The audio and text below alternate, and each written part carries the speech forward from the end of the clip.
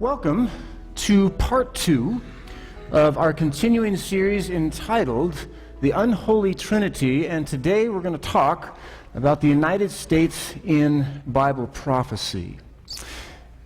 Those of you that have been a longtime part of this church family, you recognize these two little girls? Look at that. Aren't they cute as the dickens? Yes, right? Yes, this is, of course, Sierra, and this is little Ellie. What is she there? Probably, what, 3? Is that about 3 years old or so? And can you tell where we are? D.C. Mall. Where are we standing? Yeah, Lincoln Memorial. That's right.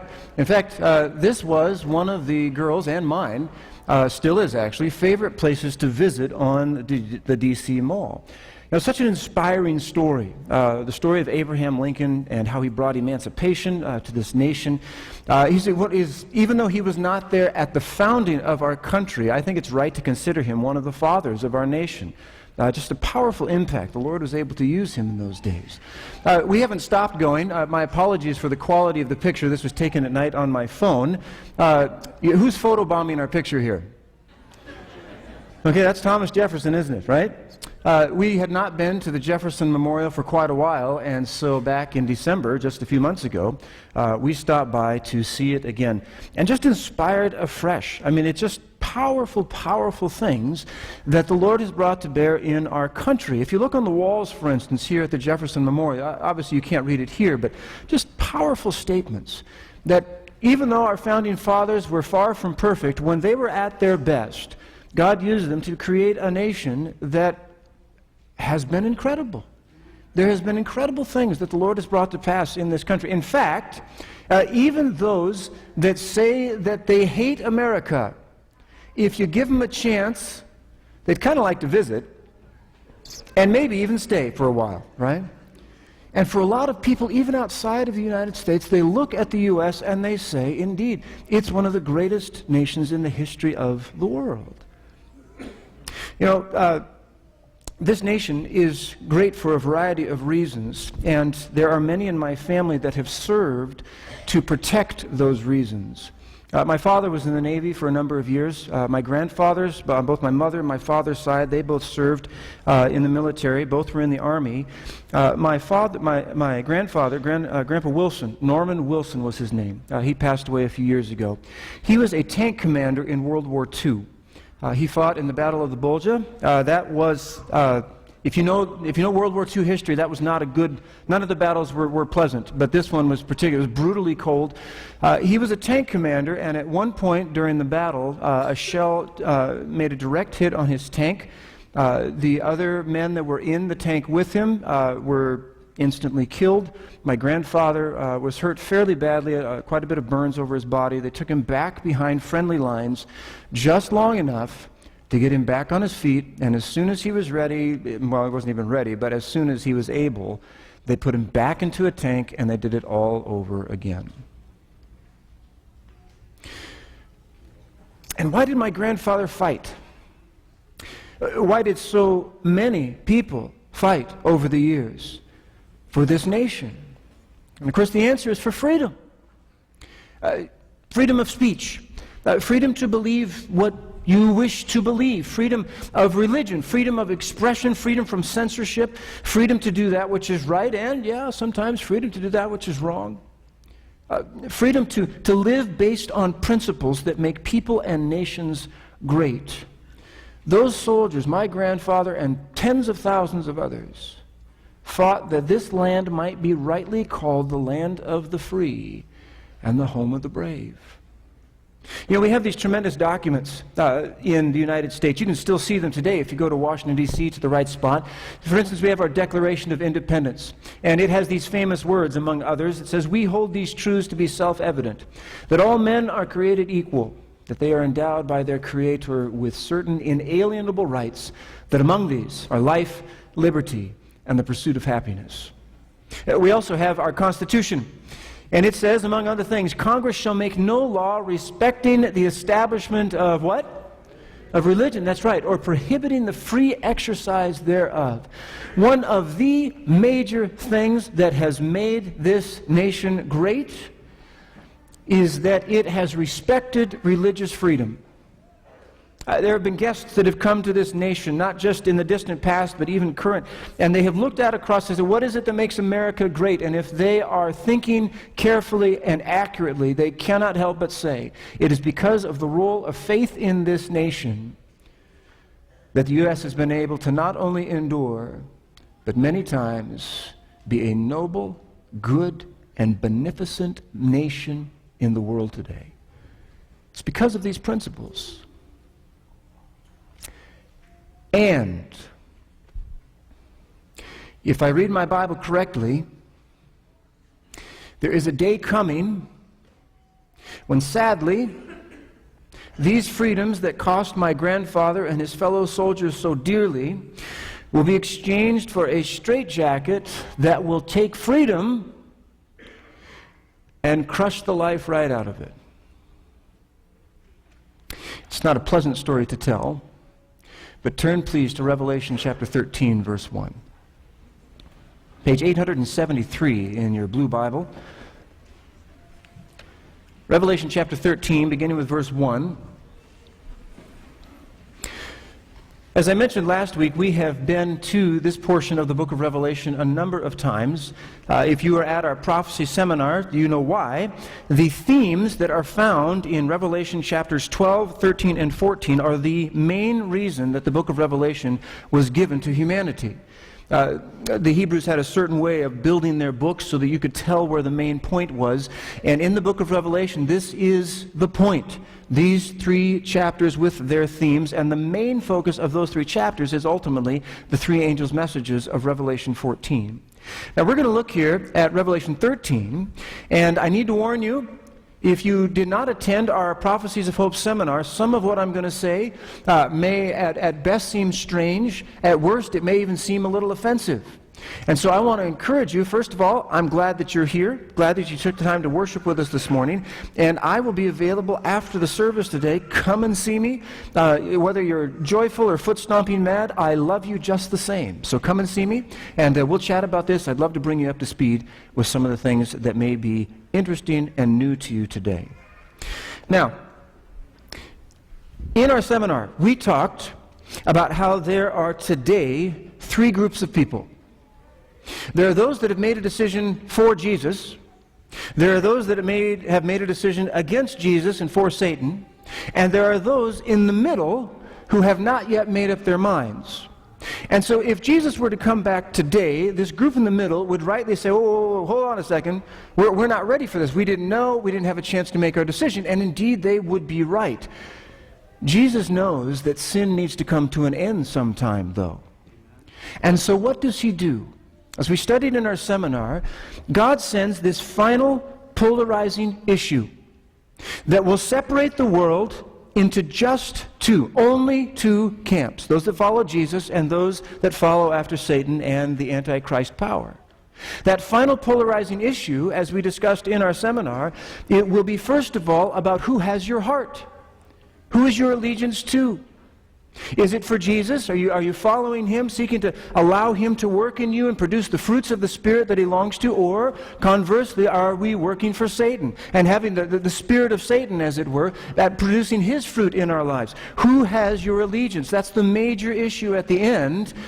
But that major issue has a specific way that it is revealed. And it comes down to a day of worship. You see, God knows that an inward transformation will produce outward changes in our lives. And so Sabbath keeping doesn't save us. Jesus Christ saves us. But if we are saved, we will keep the Sabbath. It's his day. It's his special day of worship. This seal of his authority in our lives. And so at the end, it is about allegiance, and it will be shown, your allegiance will be shown by this day. Will we worship Jesus Christ on his day in his way, or will we worship the beast power in his way on his day, Sunday? This will be the final polarizing issue that separates the world into 2 and only 2 camps. Now, with that in mind, we are faced with a very important question. How could such a thing happen? I just got done telling you a few moments ago about that this is the land of the free and the home of the brave. We have constitutional rights that are guaranteed. We have a Declaration of Independence where we are all considered to be equal here. How could oppression like that would come from this mark of the beast, seal of God's snare, how could that happen in this country? Well, let's find out. Revelation chapter 13, beginning with verse 1. It says, "And the dragon stood on the shore of the sea." Who's the dragon? That is Satan, correct? "And I saw a beast coming up out of the sea. He had 10 horns and 7 heads and 10 crowns on his horns, and on each head a blasphemous name. The beast I saw resembled a leopard, but had feet like those of a bear and a mouth like that of a lion. The dragon gave the beast his power and his throne and great authority. One of the heads of the beast seemed to have had a fatal wound, but the fatal wound had been healed. The whole world was astonished and followed the beast." Pause right there, please. You'll recall that last week we identified these first 2 members of this counterfeit trinity, this unholy trinity. The dragon, Satan, represents a counterfeit of God the Father. This second actor here, the beast out of the sea, the Antichrist power, or the Roman Church, we identified as a counterfeit of the second member of the Godhead, a counterfeit of Jesus Christ. There were a number of reasons that we did that. For instance, God the Father gave Jesus his authority on earth. That's what Jesus said in the Bible. This is very similar to what Satan here does with the beast power. He gives him his throne and power and great authority. We saw in verse 3 that this wounding language is crucifixion language. In the Greek, it's the same wording that is used to describe a crucifixion. Isn't that interesting? This counterfeit power has a crucifixion, a deadly wound, but it is healed. Interesting parody to Jesus Christ, who also had a deadly wound, but it was healed. He rose again from the grave. So here we have the first 2 actors in this counterfeit trinity. We have the dragon, and we have the beast out of the sea. And this wounding now requires some additional attention. What is this wound that took place? Well, let's put some things here on the screen.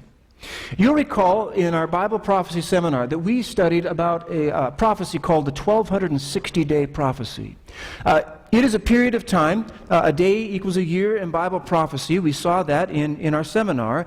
And in 538 A.D., the final tribe, the final nation, as it were, it was fairly small in those days, that stood in the way of the papacy moving to achieve its global ends, that tribe was removed.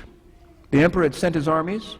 The Visigoths had come to surround, the Ostrogoths had come to surround Rome. The papacy was actually in great danger, but the emperor's troops came, pulled them back, and that was the last time that there was any significant opposition to the papacy. It was now able to rise up and become the global authority that it had so long wanted to be. 538 A.D. If we add 1,260 years to that, we come to 1798, where it was to receive this wounding. Well, sure enough, February 15, 1798, General Berthier, he was one of Napoleon's generals, marches into Rome, takes the Pope captive, puts him into exile, where he later dies, and the world was astonished. You see, even though by this time the Roman Church had been on a decline, some scholars say the decline was in process for 20 or 30 years by that point, it was still beyond imagination to think that someone could actually march into the heart of papal Rome, take the Pope captive, and suddenly a mighty wound has been inflicted on the church that nobody thought could happen. Well, I shouldn't say nobody. There were a few people that we know of today from the historical record that were studying the prophecies of Daniel and Revelation, and wouldn't you know it, they began to say some years before 1798, be watching, it's coming, the wounding is coming. And sure enough, right on time, 1798, that wound came to pass. But you remember what the prophecy that we just read in Revelation 13 said. It would be, have this apparently deadly wound, but the wound would be healed. This is a picture here St. John Lateran Church. This is actually the Pope's home church in Rome. I think it's more beautiful than St. Peter's is. St. Peter's is breathtaking. This is phenomenal. Again, they have these shushers in the back. It's got to be it's like a Maytag repairman. I mean, you're just not needed, okay? Because when you walk into the back, it's this incredible place, right? Well, right next to it here, this orange, reddish building, this is the Lateran Palace. At one time, it was a papal residence. Now, I believe it is administrative offices, although I believe there are also some residences that are there. It was in that palace, the Lateran Palace, that a very important treaty or concordat took place. A little newspaper article had made headlines back in the day. In 1929, Mussolini, who was the leader of Italy at that time, and Cardinal Gaspari met together for a very important reason. Mussolini felt that it was politically expedient to restore what we would call today temporal authority to the Roman Church. When the wounding took place, there was a great deal that wounding meant, including much of the civil authority, the political authority, even the ability to hold land, was largely taken away from the Roman Church. Well, in 1929, that was restored. And they were given a place once again, a base of operations, as it were. Today, we know this is Vatican City. You see it here on the screen. This is St. Peter's Square, the keyhole that's there. The papal residence, it's beautiful grounds that are there. It's only about 108 acres. But today, the papacy has become one of the most powerful religious and political influencers in the world, period. Many leaders of other countries actually consider the Pope, for instance, to be the only one with sufficient moral authority to be able to inform on the international political stage. And that's just my opinion. You can Google this sometime. It's incredible, the endorsements that have come from nations all over the world, some of which have apparently no care for religious things. But they see in the papacy, this is power, this is authority. They are one of the wealthiest institutions on the face of the planet, with trillions of dollars worth of assets. Truly, what began in 1929 is coming to fruition today. And that deadly wound is being healed as never before. Now, look at verse 5, please, of Revelation 13. It says, "The beast, the Antichrist power, was given a mouth to utter proud words and blasphemies, and to exercise his authority for 42 months. He opened his mouth to blaspheme God and to slander his name and his dwelling place and those who live in heaven. He was given power to make war against the saints and to conquer them, and he was given authority over every tribe, people, language, and nation.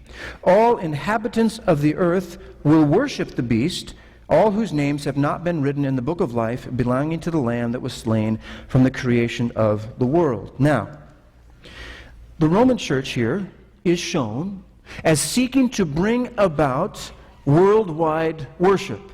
Global worship, that's what it says there. It says all the inhabitants of the earth are going to worship the beast here, but it will not be able to accomplish that goal on its own. In fact, it's time to introduce Unholy Trinity member number 3. Look at verse 11, please. Revelation 13, verse 11. It says, "Then I saw another beast coming out of the earth. He had 2 horns like a lamb, but he spoke like a dragon. He exercised all the authority of the first beast on his behalf and made the earth and its inhabitants worship the first beast, whose fatal wound had been healed." So notice the teamwork that's here. The first beast is not able to achieve this global worship end on its own. It needs some help. And so in comes this third member of the unholy Trinity. Verse 13, "And he performed great and miraculous signs, even causing fire to come down from heaven to earth in full view of men." Now, how are we to successfully identify this beast power? Well, the text actually gives us a fair number of clues. Follow me carefully here. Clue number 1. This beast, this power, rises to power out of a relatively unpopulated area, which means that it came to power without conquest. You say, how do you know? Well, verse 11 says, "Then I saw another beast coming up out of the sea," the earth. First beast to do that. You remember that in Revelation 13:1, we have this beast that comes up out of the sea. If you recall Daniel chapter 7, we have these 4 great beasts representing these 4 successive world kingdoms. Where did they come out of?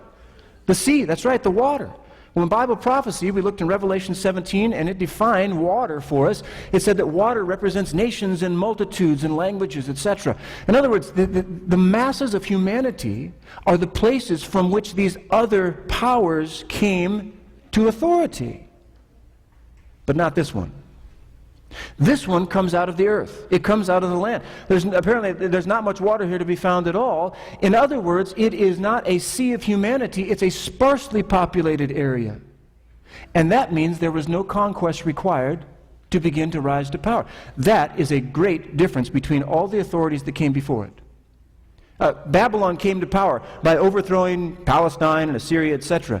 The Medes and the Persians came to power by knocking off the Babylonians, etc., etc. All of them came to power through conquest, but this power is different. There are no tens of thousands of armed men marching to war against tens of thousands of other armed men. This one starts in an unpopulated area without conquest. Clue number 2. It comes up in an area not previously occupied by the other beasts. Now remember, this one says it is another beast. It's not a part of or a descendant of or even a successor to any of the beasts that had previously been mentioned in Bible prophecy. Now that's important, because it means that we should not look for the location of this power in the, for instance, Middle East. That's where the Medes and the Persians came from, right? Or the Babylonians came from. We shouldn't look for it in Western Europe, because that's where Rome rose to power, right? We need to be looking in other places than those. Clue number 3. It begins as a Christian power. This is a very important clue. You say, how do you know it begins like a Christian power? Well, it had that phrase there. It said it had 2 horns like a what? Like a lamb. Now, some commentators have said, well, maybe this is a little lamb, and this is an indication of kind of a youthful power. It doesn't come from any other place. Some have said that maybe the 2 horns represent the 2 major, most important characteristics of this power. Maybe there's some traction with those, but overwhelmingly, in the book of Revelation, when the word lamb is mentioned, who does it refer to? Jesus, absolutely. I mean, you can go back to Revelation 4 and other places. Jesus is clearly the reference intended when someone says the word lamb in the book of Revelation. Well, here it says it starts out like, as it's 2 horns like a lamb. It's lamb-like in the beginning, and then something happens. So the clue here, it begins as a Christian power. It starts out as a lamb-like beast, Christian in its demeanor, Christian in its outlook, Christian in its values. Clue number 4. It is a global power following the healing of the papacy's deadly wound, which began in 1929. You say, how do you know that? Look at verse 11 again, please. It says, then I saw another beast coming up out of the earth. He had 2 horns like a lamb, but he spoke like a dragon. He exercised all the authority of the first beast on his behalf and made the earth and its inhabitants worship the first beast whose fatal wound had been healed.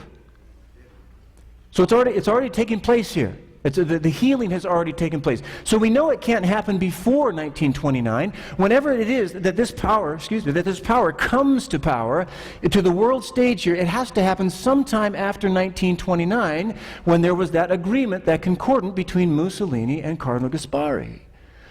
Well, that narrows it down very, very clearly.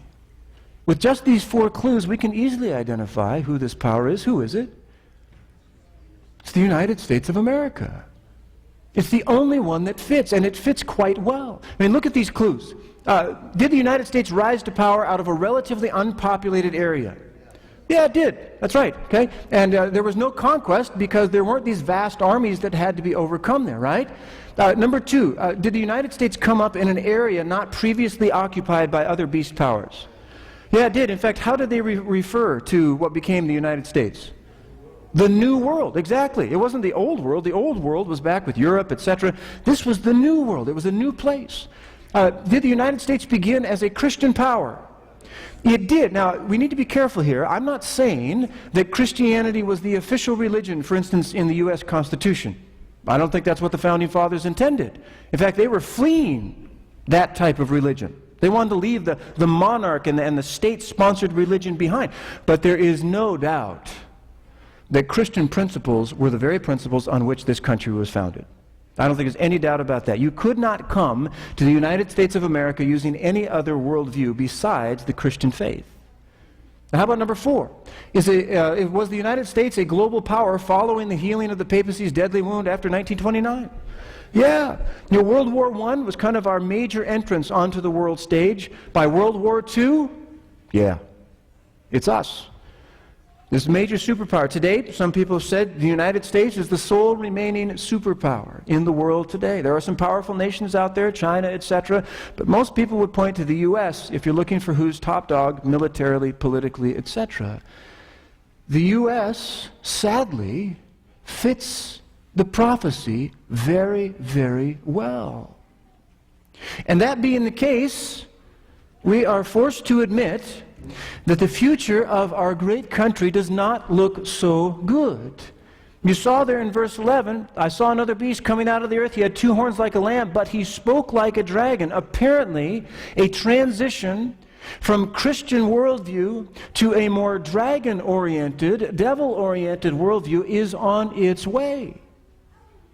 You say, well, how could that be? Let's keep reading. Look at verse 12. It says, he exercised all the authority of the first beast on his behalf and made the earth and its inhabitants worship the first beast whose fatal wound had been healed. And how is the U.S. going to manage to get the entire world to worship the Antichrist power? Verse 13 says, and he performed great and miraculous signs. Here it is. Here's some leverage. He performed great and miraculous signs, even causing fire to come down from heaven to earth in full view of men. So miraculous signs. Fire from heaven. What do you make of this? How can we define? The Bible doesn't tell us exactly. But I think there are at least 2 strong possibilities. The first possibility is that actual fire would come from heaven. We could just take the verse as it reads, right? Now, has there ever been a story in the Bible in which fire fell from heaven to earth? When was that? What was that? Okay, Elijah on Mount Carmel, 1 Kings chapter 18, exactly. If you're not familiar with the story, here's the Reader's Digest version. God's people had been in apostasy for quite some time. They had been worshiping other idols and doing terrible immoral things. And so there comes this showdown. Elijah, God's prophet, meets and goes up against the prophets of Baal. And the prophets of Baal, there was more than 700 of them that served at the king and queen's table. It was terrible, the level of apostasy in Israel. All those prophets were called up on top of Mount Carmel. So, you picture, here's one guy, Elijah, against all of these hundreds of these prophets of Baal. Prophets of Baal get to go first. They said, here's the deal. The one who answers by fire, the God who answers by fire, he is God, and we'll follow him. Prophets of Baal feel they're up to the challenge. They dance, they cry, they cut themselves, they dance around the altar of Baal. They're, oh, Baal, hear us, oh, Baal, hear us. And Elisha taunts them a bit. Maybe he's away on vacation. Maybe he's stuck in the loo and can't come right now. By the way, that's what it really says. And so he's taunting them. They go for hours, and they cannot get fire to fall. And so Elijah says, okay, everybody come close. And they all come close on Mount Carmel there. And he, stone by stone, rebuilds the broken altar of God. And he puts the wood there, and he puts the sacrifice on top, and he calls for water, and they douse it. And they really douse it. Water's running down the side, filling up this trough that's been dug around it. In other words, nobody could say that, Elijah flicked his bick and lit the thing on fire, right? And so Elijah begins to pray, and before he even says amen, fire falls from heaven and consumes the sacrifice, consumes the wood, consumes the stones of the altar, and there's not a trace of water left behind. And understandably, all Israel falls flat on their face and says, the Lord, He is God. The Lord, He is God. And it was a mighty victory that was won for Jehovah God that day. But apparently, it's possible that at the end of time, fire again falls from heaven, but this time it lands on the wrong altar. The Bible doesn't tell us if this is an accurate interpretation or not, but because of the link to Mount Carmel in 1 Kings 18, we have to entertain it as an option. There is a second possibility. Personally, I told you I would tell you if things are just my opinion. This is one of my opinions. Personally, I think the second option is more likely, and I hope to show this to you. The second miraculous way in which the U.S. is going to, I think, manage to get the entire world to worship the Antichrist power is at once more subtle and more sinister than what we just talked about, the parallel to 1 Kings 18. It is a method, a miraculous method, that has been used by the devil to move and shape world events, but at the end of time it is going to reach a sky-high level unheard of in the past. It is a false miracle so potent and so persuasive that it can easily play a major role in bringing the world literally to its knees in worship before the beast power. It is the miraculous manipulation of what I'm going to tell you about in part 3 next week of our series. Okay? So I hope that you can be there for that. That's going to be an important one. You need to be here for that part, all right? Isn't that terrible? That's an awful thing to do to people. But I hope you can be here next week. Now that said, without tipping our hand on what that possibility might be, one thing is for sure: by way of miraculous deceptions, the devil working through these two beasts will do the following. Look at the first part of verse 14. It says, because of the signs, so here's the result of these miraculous signs, because of the signs he was given power to do on behalf of the first beast, he deceived the inhabitants of the earth. And then he does something. He ordered them to set up an image in honor of the beast who was wounded by the sword and yet lived. Now, follow me carefully here. In spite of these miraculous signs, and in spite of the power, clearly, that this second and third member here of this counterfeit Godhead have, they will not be able to stamp out God's true followers. They will not have that kind of success. Most of the world is going to follow them, but God's true people will still stand. He will not be able to crush them. So in a final attempt to get rid of them, literally to exterminate them, the third member of the Trinity makes an image of the second. In other words, an image of the papal power is created here. That's what it says. Well, as we mentioned before, the Greek word for image here, that we get our English word image here, is icon. Now, it sounds a lot like icon, and that's because that's where the word comes from. If you go to a Roman church, and for instance, other churches today, there are many of them that will have icons. They are representations, maybe they're carvings, maybe they're sculptures, various saints from the past, maybe they're the apostles or the Virgin Mary, something like that. And these icons in the Roman Church are considered to be these channels that facilitate the worship, and you can pray to the dead, etc., via these icons. Now, the Bible says that's incorrect. But we would do well to at least pull a brief lesson from that. An icon, an image, is supposed to be like the original. So let's imagine you're a wealthy monarch, right? Maybe you already are, but let's just imagine if you're not, okay? And one day you decide for your birthday you're going to give yourself a present and you're going to have a sculpture made of you, right? You're going to have an icon, an image made of you. So you go and you sit for several weeks while the sculptor is there and they're sculpting away with their marble, etc. And at the end they have, if they've done a good job, a good likeness of you. In fact, if you were to go and sit down next to this image, this icon, that people should be able to say, yep, they got it. You know, they got your nose and your eyes and cheekbones and all of that there, because an image is supposed to be like the original. Well, if there's an image of the beast power of the Roman Church that the United States is going to facilitate the construction of and use it to force global worship, what would that image look like? Well, you know, we cannot say for sure. The Bible doesn't just jump right out and say in straight, black and white letters here, this is what it is. But if we think carefully here, the most prominent characteristic of the Roman Church is that it is a church that rules. It is a union of church and state. And this is not my personal opinion. If there were a Catholic scholar sitting here, they would say yes. The church is rightly in charge of both the civil and the religious portions of the world. That is how God intended it to be. That's one of its primary characteristics, right at the top of the list. So, while we do not know exactly how these events are going to transpire, whatever this image is going to be, it will at least have to have this one characteristic, that there is a union of church and state. Now, right now in this country, what do we have? Okay, a separation, right? A wall of separation between church and state. Now, just to be clear, these words do not appear in the Constitution. If I understand correctly, these are from the Federalist Papers. But it is a very valid principle on which our government is nonetheless built. We have a separation between church and state.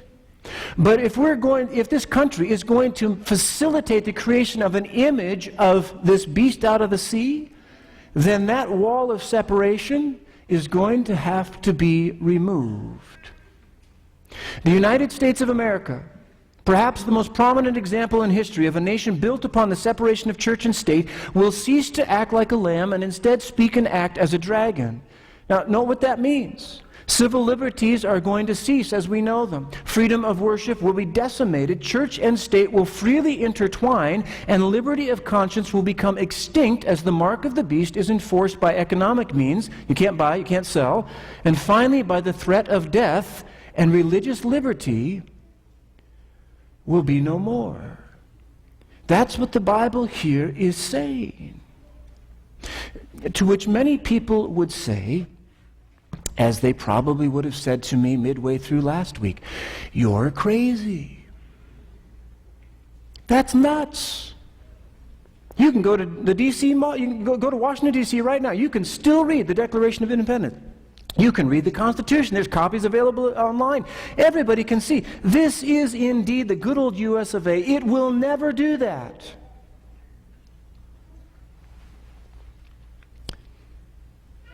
Are you sure? Are you sure? You see, I would like to agree with you, if that's how you're feeling. I don't come to this conclusion because I want to. I come to this conclusion because this is what I find in the Word of God. You tell me, what would it take for America to lose the separation of church and state and actually enforce worship? Would we actually have to change publicly our Constitution? Or would we merely need to find a way to get around it? You see, this is where I think there's a wall of disbelief that should not be there. People will say, well, how could you possibly get a change to the United States Constitution? Maybe it's possible, but it's true, that would be hard. I mean, it's a public thing. We have our nation is built on this. People expect it to be enforced, to be honest, probably until the end of time, right? But you don't have to change the Constitution in order to get around it. In fact, if you could find a way to profess that indeed the Constitution is still there, all of our rights, they're still there, we're just kind of doing something a little bit differently now, that would accomplish all that is needed in order for the scenario in Revelation 13 to come to pass. So, if Revelation 13 describes a taking away of civil rights, for instance, or bringing civil penalties, not being able to buy or sell, and perhaps even threatening death for citizens, is there anything in the U.S. right now that points that direction while still publicly claiming that the Constitution is still in effect? A gentleman by the name of Jonathan Turley. He's an attorney. He is the Shapiro Professor of Public Interest Law at George Washington University. In 2012, he wrote an article entitled 10 Reasons We're No Longer the Land of the Free. It's Washington Post, Sunday, January 15, 2012. He is not a Seventh-day Adventist. In fact, to be honest, I don't know his religious affiliation. Generally speaking, he is considered to be politically a left-leaning political commentator. Okay? But when it comes to the Constitution, Jonathan Turley has some rather ominous things to say about this nation. And by the way, this is not a guy that kind of sits in the corner of a room somewhere that nobody pays attention to. He's regularly featured on national, international news broadcasts. You'll find him online frequently. He has his own website, and many others pick up his blogs because they appreciate the depth of his analysis on current political events. Well, what did he say here? This is 2012. He lists 10 things. We only have time this way. I'm going to cut off some of them. We're just going to look at 7 of these things. You're welcome to look at the original article. And I'm going to tell you where the things stand today. He wrote it in 2012. How is it today? Well, let's take a peek. He said 10 reasons what he wants. We're going to look at 7 reasons here that he thinks that America is no longer the land of the free. Well, there are things like this. The assassination of U.S. citizens. How's that for a starting point? Presidents Trump, Obama, and Bush have all had the ability to order the killing of any U.S. citizen considered by the administration to be an ally of terrorists. Now, I realize that terrorism is a serious problem. I get that. I think most people do. But did you know that there's no due process required for this assassination to be carried out?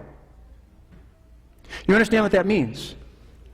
You know, in other words, the judicial system that we've come to know and occasionally love, occasionally hate in this country, where we can get an attorney to defend ourselves against legally lodged accusations after a genuine, well-defined evidence-gathering process, including maybe a trial by our peers, etc., none of that is required for this.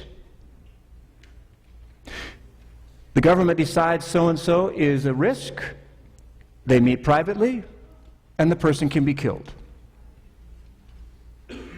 That's not how I read the Constitution. Number 2, indefinite detention. The government may now legally detain, that is, keep in a jail of their choosing, anyone it deems a sufficient threat, and again, no trial, no presentation of evidence, no attorneys for the accused, etc. None of this is required in order for the government to do this. There are some people that have been detained for years without even so much as being charged, right now, because the government decided that was important. Number 3, warrantless searches. During the previous 2 administrations, the federal government developed far-reaching abilities to search private information of United States citizens. It is very much still a reality today. There's a guy by the name of Joel Brenner. He had a little job at a place called the NSA, National Security Administration. He was the Inspector General at the NSA, as well as being an attorney. And he had this to say about the government's collection of data on United States citizens today. Okay, so this is end of 2016, beginning of 2017. Here's what he said. He said, the database of collection under this section of current U.S. law has become enormous. Our intelligence agencies and the FBI may search that database using U.S. person selectors without restraint whenever they feel like it, even years after the collection occurred, even if they have lost interest in the overseas target, meaning a terrorist. Once the communication has been lawfully collected, the agency may target the U.S. person when it searches the database by using that person's name, phone number, email address, or other specific selector as a search term. That's today. That's right now. Number 4, secret evidence, and I would add to that, secret court. The government is able to try now whom it wants, when it wants, on what grounds it wants, and there is zero public accountability. It is called the United States Foreign Intelligence Surveillance Court, and it operates freely to this day. Judges are appointed to it. They can only be appointed to it once. There must be a judge available 24 hours a day so that whenever the government comes to a conclusion that this is somebody that we have evidence on and we want to have a quote, court hearing for them or court trial, that judge gets out of bed and they come and they do this. There is zero public oversight of this process. None. Number 6, immunity from judicial review. The idea is very simple, that the executive branch of the government has certain areas of authority that no other branch of government may question at all in any legal way, period. That is the claim. They are immune from, for instance, a court reviewing their decisions. Both the previous 2 administrations and the current administration have claimed this right publicly, the current administration within the last 4 weeks. And number 7, continual monitoring of citizens. We talked a little bit about this. The U.S. Patriot Act of 2015 reversed some of the things that had been put in place after 9/11 took place. However, as we've already seen, there are still powerful ways for the government to legally monitor U.S. citizens, and the current administration has publicly stated that it would be, quotes, fine if we reversed the data collection abilities that the U.S. Patriot Act removed. You know, I look at this, and it's no wonder that Jonathan Turley finishes his article with these rather ominous words. He said, "The real question is whether we are lying to ourselves when we call this country the land of the free." Not an Adventist. I do not know his religious affiliation. But here's someone on, quotes, the outside, looking at it from a secular political perspective, says, "I see trouble. I see big trouble ahead." You know, I admit I do not know exactly how all of this is going to play out. As we said in our concordance class this last week, prophecy that has not yet been fulfilled, we need to be humble. I don't know exactly how it's going to play out. But I do know at least three things. Number one, Unholy Trinity member number one, the devil has desired global control since the dawn of humanity. That's been his dream.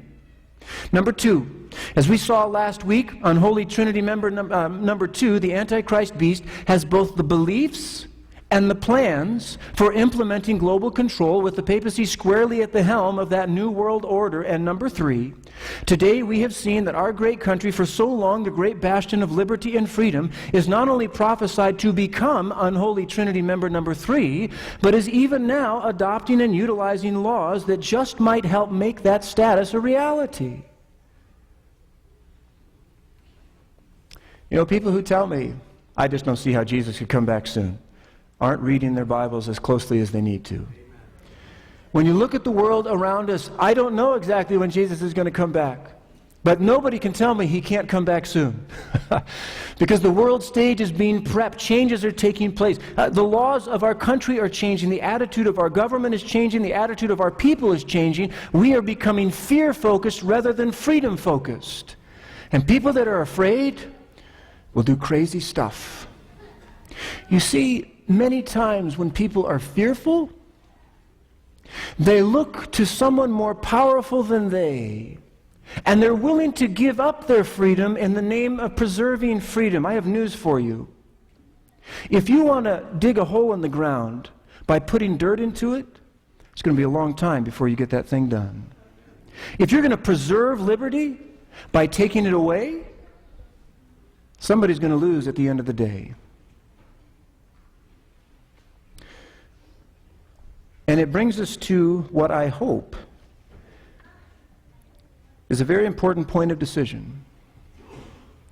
When we see where we are at in the world today, when we see now at least 3 administrations, 3 presidencies, that have taken these powers, that defy the U.S. Constitution, freely use them, how can we not say that that lamb-like beast isn't at least beginning to speak as that dragon it was prophesied to speak as? How can we continue the things maybe that we used to do thinking, well, I've got plenty of time? How can we continue to worship on Sunday, for instance, knowing that indeed at the very end it will become part and parcel of that mark of the beast, seal of God's scenario? It's time to follow Jesus. It's time to put our trust in Him. It's time to say to Jesus, you can have all of me. I will pay whatever price. I will do whatever it takes. I will follow what you have asked me to do. I want to be a shining light for you, Jesus, and I can't do this on my own, but by your strength and your grace, if I put my hand in yours, you have promised to lift me up. The greatest hour of God's people lie just before us. I want to be part of that. How about you?